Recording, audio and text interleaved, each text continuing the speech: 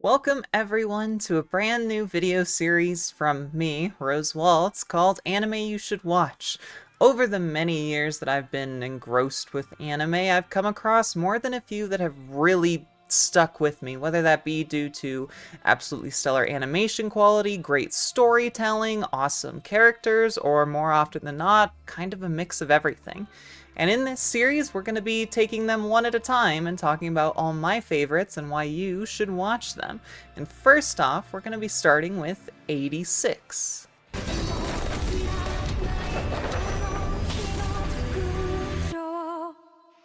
As always, I'm going to be keeping these fairly spoiler-free. We're going to be talking super basic synopsis and maybe footage from the trailers.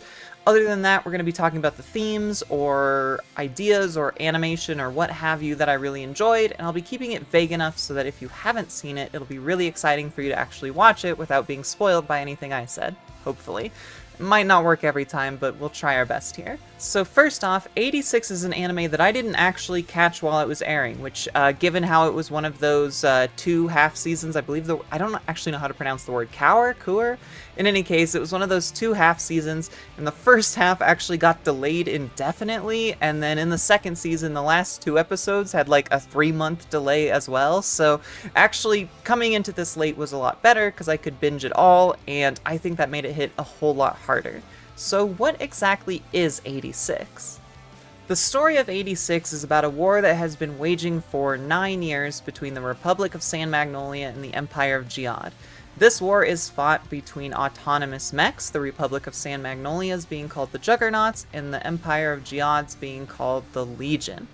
However, there's one very special thing about the Republic of San Magnolia's mechs, the Juggernauts, which is that they aren't autonomously piloted. They're piloted by a race of people called the 86, who are incredibly oppressed by the Republic of San Magnolia. They are considered inhuman, they are considered less than human, they are considered disposable, and they are used just to be thrown into this war. Our perspective of this war mainly comes through the eyes of the Spearhead Squadron of 86, which is a squadron of 86 led by Shine Nozin, also known as Sheen, which everybody calls him, of incredibly battled 86 who have managed to somehow live this long in this war and have all come together as part of the Spearhead Squadron, a squadron that is notorious for being so reckless and insane that it has driven other handlers of the Republic of San Magnolia, who kind of lead the squadron remotely, to go to insanity and even commit suicide. Our other main character is Major Milize, who is the newest handler from the Republic of San Magnolia, who has been assigned to the Spearhead Squadron. She is unique in that she doesn't really hold the same contempt or ideas of the 86 as the rest of the Republic of San Magnolia, and the entire crux of the first part of this show is Major Milize doing everything she can to treat the 86 as human, to help them out as much as she can, and kind of just showing them any amount of humanity that they haven't seen for pretty much their entire lives. One nice thing about 86, or heavy thing about 86, is that almost immediately the themes of the show are made incredibly apparent within the first few episodes. As a war mech anime, you can expect to see a lot of themes covering the horrors of war, but those get contextualized in a very interesting way in 86, mostly through this idea of our main characters being incredibly oppressed peoples, and our only other main character, who is one of the oppressors ostensibly, trying everything she can to get anyone around her to not see the 86 as just disposable and subhuman. This theming of death, its consequences, and its impacts can be seen incredibly well through the eyes of the Spearhead Squadron. As 86, who have been oppressed for years and years and years, they largely don't consider the idea of surviving this war even a possibility.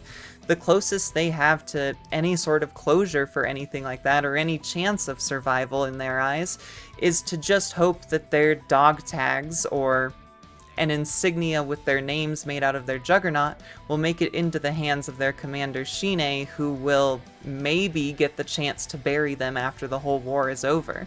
Shine decides to take on this idea of remembering all of his colleagues and friends' deaths and taking that with him just as far as he can.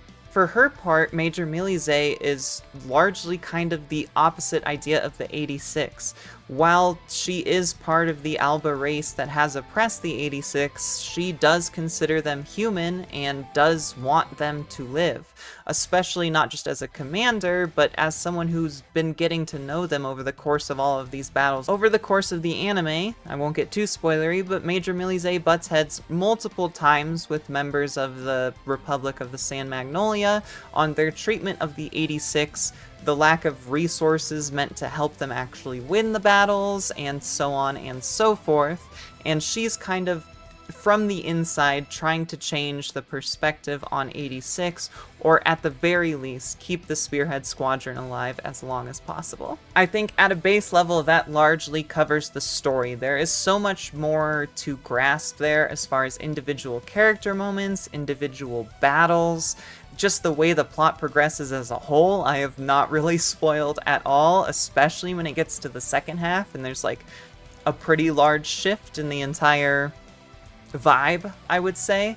So if that at all has interested you just on the story alone, I would try to check it out. It's kind of hard to talk about the themings and the story without spoiling anything at all, and you know, telling people why it's great without spoiling anything, so we'll just keep it there. Things I can talk about, however, without spoiling anything are, well, the rest of the incredible parts of the anime. I mean, let's start first of all with just the visual design and the animation itself. First off, this anime was adapted by a light novel of the same name, and the studio A1 Pictures that did the animation for this did an absolutely incredible job adapting that source material to an anime.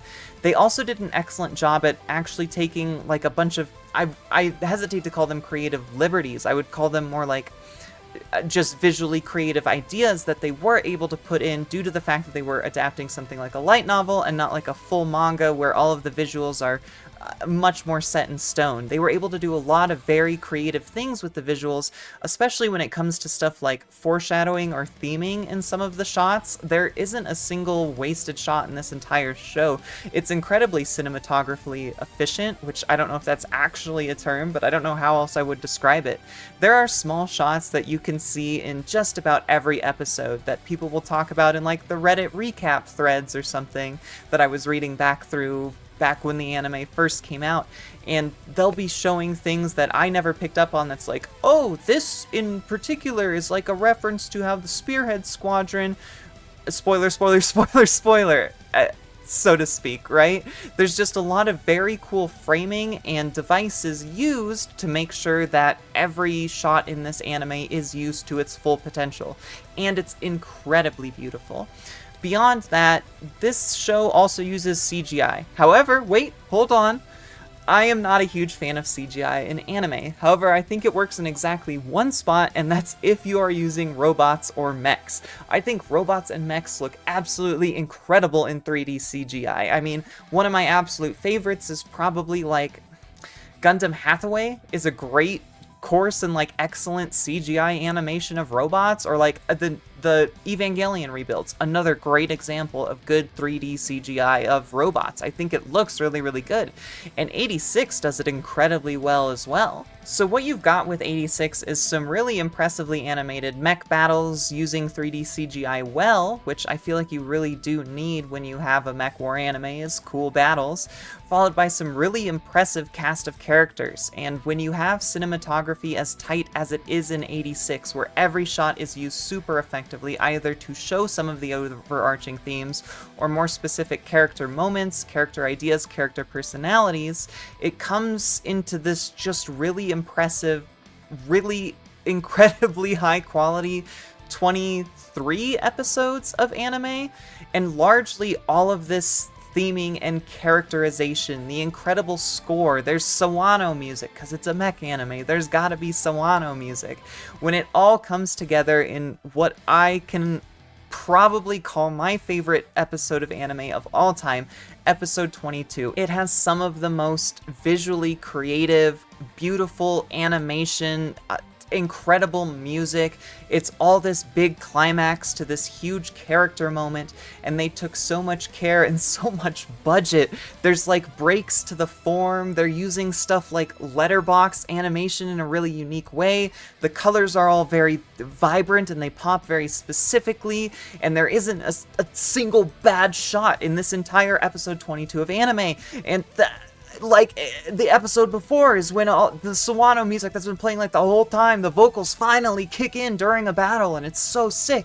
And then episode 22 is just this culmination of this entire 21 episodes of story that has been building up and building up and building up, and I thought they couldn't get any better. They've been so good with the framing of their shots and the animation of the fights and the animation of the characters, and then they all just bring it to a peak with episode 22, and it's unironically probably the best episode of anime I've ever seen in my entire life. I was jaw-dropped when I first saw episode 22, and it's honestly the entire episode that made me want to make this video and this video series as a whole. I saw that and I was like, I need to talk to people about this, but I don't have the words to make a full video essay, and I also don't want to spoil it for people who haven't seen it, so alas, here we are.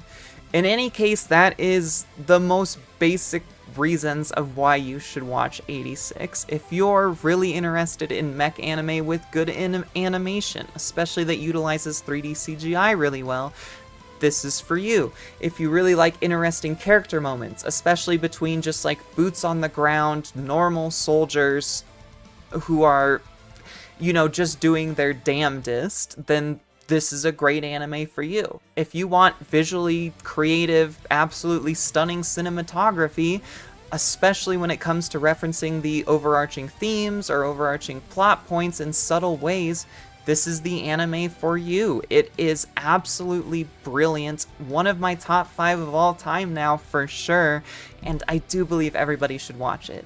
Give it a shot if it intrigued you at all. If it's not your jam, well, maybe one of the next anime that I talk about in this series will be. Until then, this is an outro that I'm doing now.